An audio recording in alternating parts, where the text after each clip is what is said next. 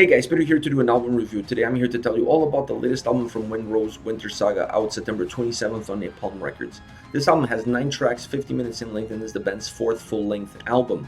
The Dwarfs are back, and they're back with an album that has the perfect blend of folk and power metal. This album has a beautiful and delightful melody and atmosphere built into it.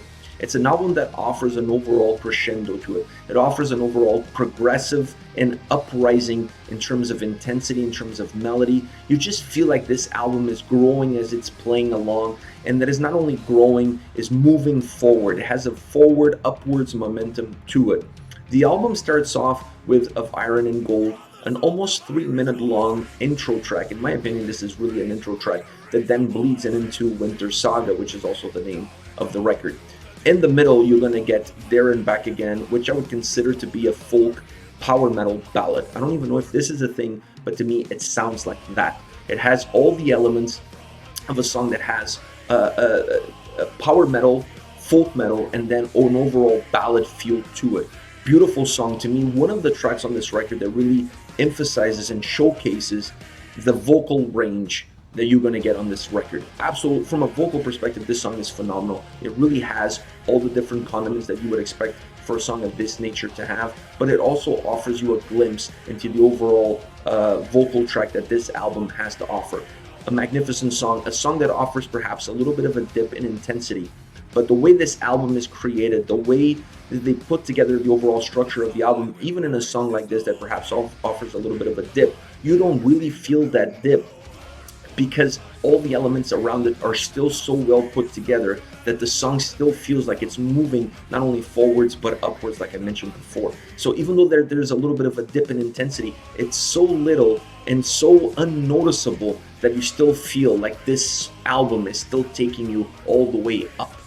Now, the album then finishes off with a 99+ minute epic track, We Were Warriors.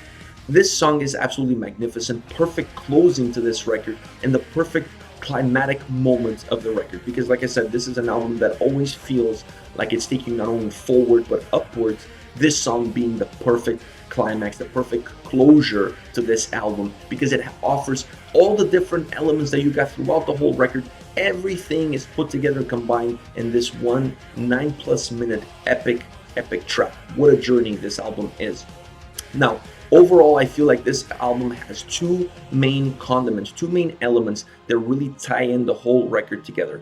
Because the structure on this record is very different from track to track. You get a blend of different feels, of different sounds, different styles of melodies. There's just a lot of different structures from track to track. So this is an album that's very dynamic, very fluid on a track by track basis. So it really needs something that holds it together. It needs something that becomes a constant element throughout the album that unifies every single track on the record. In my opinion, that is done with 2 elements. 1, the folk melodies on the album. 2nd, the vocal tracks. To me, these 2 elements are extremely important in order to give the album a feeling of being concise, of being robust, but more important, of being one, not 9 separate individual tracks. To me, this is absolutely fundamental for this record to work.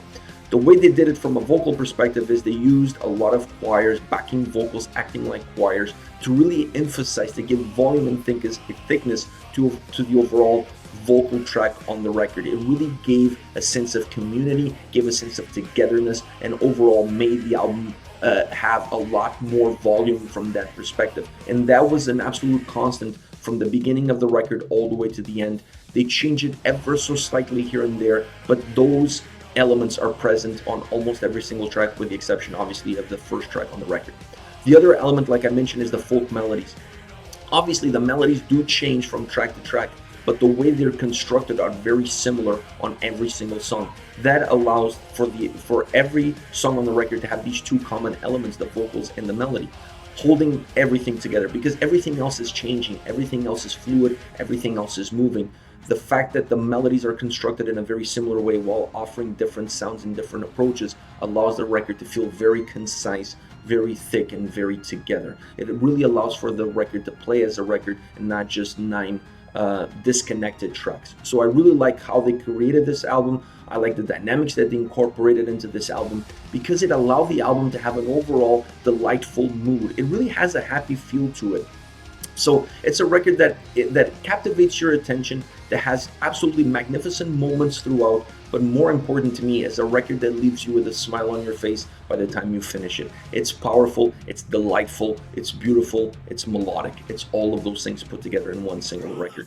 All right, as far as songs are concerned, I'm going to start off with Mine. By the way, I picked 3 songs that are not the singles because I really want to talk about a little bit more of things that are not as familiar to those that haven't listened to the record. So I picked 3 songs that were not part of the singles. Mine being the first one. A song that I feel that really blends that folk, that beautiful folk melody that you're going to get throughout this record, blends that with a more powerful, heavier side of the band. It has a perfect forward momentum, this song does, and it has all the condiments to be this hymn, to be a track that has all this feeling of singing a hymn. It's beautiful and it's really well constructed. I really like it. I like the fact that the backing vocals play a huge role on this song and play a huge role in making this song really feel like a powerful hymn. It has that not only from the melody, but I really feel that the vocals and how they come across, how united they are on this track is really what gives the song thickness, purpose, but more important, that hymn feel to it. Absolutely glorious song with a very hooky, very catchy chorus. The next one, The Art of War, this to me, it would be almost like a Sabatonian track if they were to do a more folky kind of song. It has all of those same power metal elements to it, but then it has a heavy dose of folk. Beautiful synthesizer melody to start off the track. I love the fact that they keep that beautiful melody and the backdrop of the song.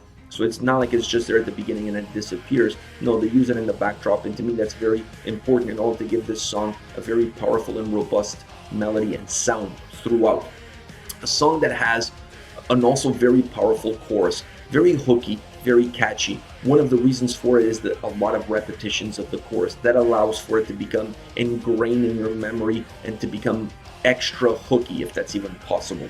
A song that in my opinion is divided in 2 portions, verses and chorus. More melodic in the verses, more powerful driven in the chorus. That's the dynamic that this song has. The chorus is really the heartbeat of this song, and like I said, the fact that it gets repeated a lot, the fact that it has a lot of hooky elements to the lyrics and to the delivery of the vocals, all of that adds to make this song very memorable on this record.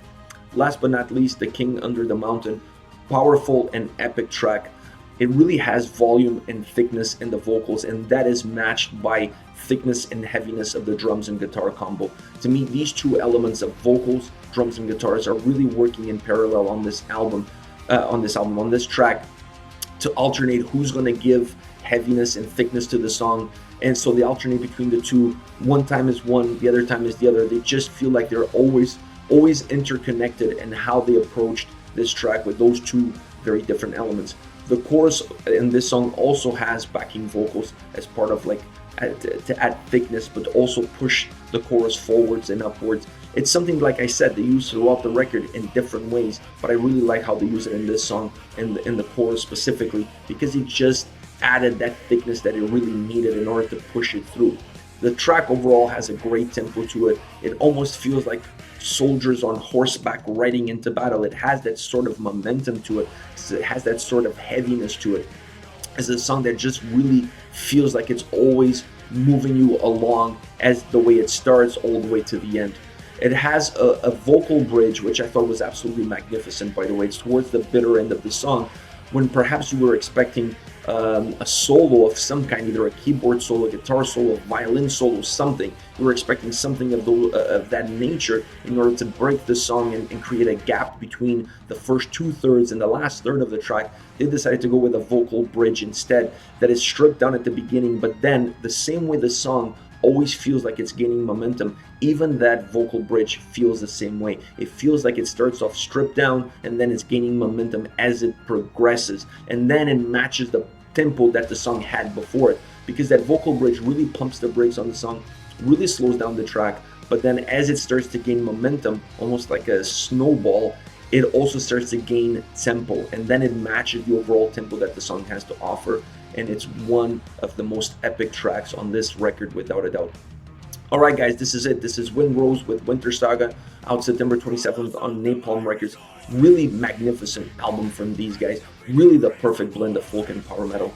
Great melodies, great overall delightful, happy atmosphere that this album has to offer. One of those records that it's going to be impossible for you to get to the last track and not have a smile on your face. It really brings joy listening to this record. Alright, let me know your thoughts on the band, on the album, using the comment section below. As always, I'll be reading those and getting back to you. Take care, guys.